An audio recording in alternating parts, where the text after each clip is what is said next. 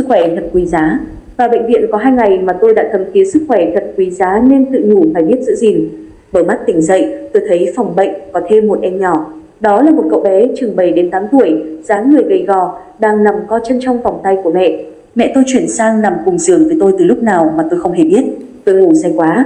Có lẽ đêm qua, cậu bé kia được chuyển vào phòng của tôi nên mẹ tôi phải trả giường cho hai mẹ con bạn đó nằm. Chiếc giường một bé xíu ở phòng bệnh khoa nhi khiến mẹ phải nằm nghiêng người, có khi mẹ ngồi trong tôi ngủ mà tôi cũng không biết. Tôi đi bệnh viện vì đau bụng. Những cơn đau đủ các cung bậc, từ âm ỉ đến cuộn trào, dữ dội.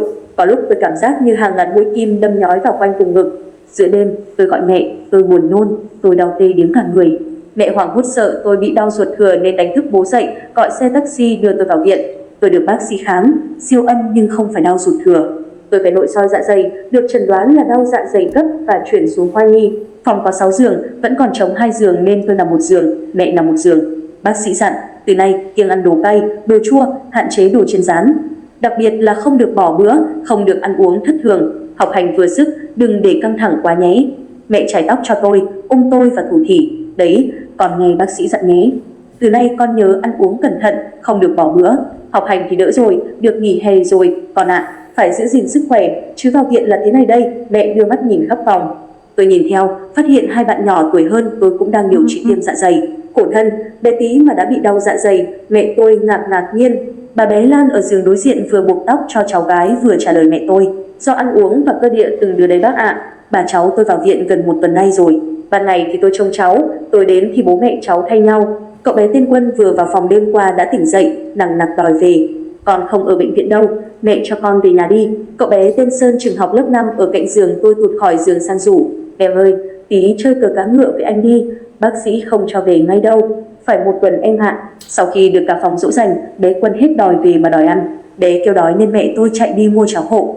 Cả phòng lần lượt chờ nhau làm vệ sinh buổi sáng rồi ăn sáng.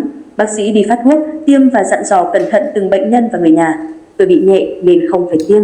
Bác sĩ bảo hôm sau tôi có thể xuất viện về nhà điều trị ngoại trú, từ nay phải ăn uống khoa học. Sau một hồi nghỉ ngơi ngấm thuốc, tôi, Quân, Sơn và Lan tụ lại chơi cờ. Bé Quân hay nói nhất, giọng nói như ông cụ non.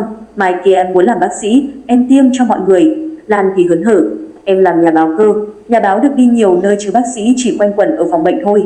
Thế còn chị Oanh thích làm gì? Lan quay sang hỏi tôi, chị muốn làm cô giáo như mẹ chị. Ơi, mẹ chị làm cô giáo ạ? Thích thế, có bài nào khó chị lại hỏi mẹ chị à? Mẹ em toàn bảo em đi mà tra Google, giọng Quân lém lỉnh. Cả bọn vừa chơi cờ vừa nói chuyện rôm rả, kẻo cái đã đến gần trưa. Bố tôi mang sang cho tôi mấy cuốn sách thiếu nhi khiến các em cùng phòng bệnh thích lắm, cứ đòi mượn. Quân thích cuốn Chiến binh cầu vồng, Lan thích cuốn Con chó nhỏ mang giỏ hoa hồng, Sơn mượn cuốn Con mèo dạy Hải Âu bay. Mấy cuốn đó tôi đều đọc rồi nhưng bố cứ mang cho tôi đọc lại. Không ngờ các em thích sách nên tôi nhường luôn. Hôm sau, bác sĩ quyết định cho tôi được xuất viện. Tôi sung sướng muốn reo lên nhưng chợt nhận ra đây là phòng bệnh. Ba em chưa được về nên tôi kìm lại niềm vui của mình. Bé Quân phụng phịu, em cũng muốn được về nhà như chị. Em chịu khó uống thuốc nhé, tuần sau là được về thôi. Chị tặng em cuốn sách đó. Thế còn em? Lan giơ cuốn sách đang đọc dở lên. Em nữa. Sơn cũng chìa cuốn sách về phía tôi. Tôi cười. Chị tặng cả ba em đó. Chúc các em mau khỏi ốm nha. Cả bọn đồng thanh. Em cảm ơn chị ạ. Tôi thấy lòng vui quá. Vui vì tôi được ra viện, vui vì tôi tặng sách hay cho các em.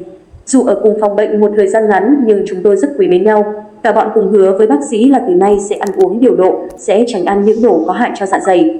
Vào viện có 2 ngày mà tôi đã thấm thía sức khỏe thật quý giá nên mình phải biết giữ gìn.